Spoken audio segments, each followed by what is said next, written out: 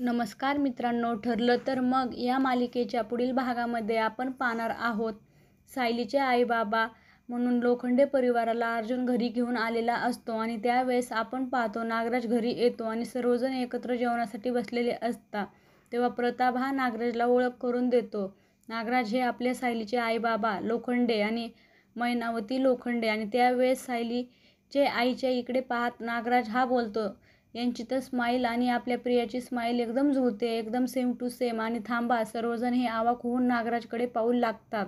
आणि आपण पाहतो नागराज बाहेर गेल्यानंतर प्रियाही त्याच्याकडे जाते आणि नागराजला प्रिया बोलते, प्रियामध्ये जे झाले ना ते फक्त टेलर आहे, पिक्चर आणखीन बाकी आहे.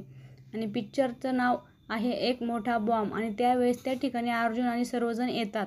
आणि अर्जुन विचारतो, काय म्हणलास तू, कसला बॉम्ब? आणि तेव्हा नागराजांनी प्रियाला, दोघेही आश्चर्यचकित होऊन अर्जुन व सायलीकडे पाहू लागतात.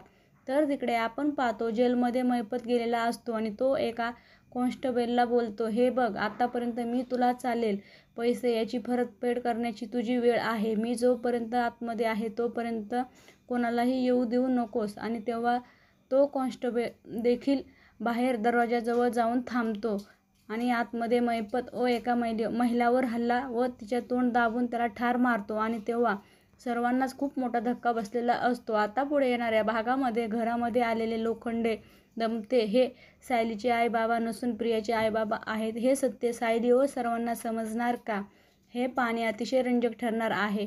ठरलं तर मग या मालिकेचे सर्व अपडेट पाहण्यासाठी आपल्या चॅनल लाईक करा, शेअर करा आणि सबस्क्राईब करायला विसरू नका. धन्यवाद.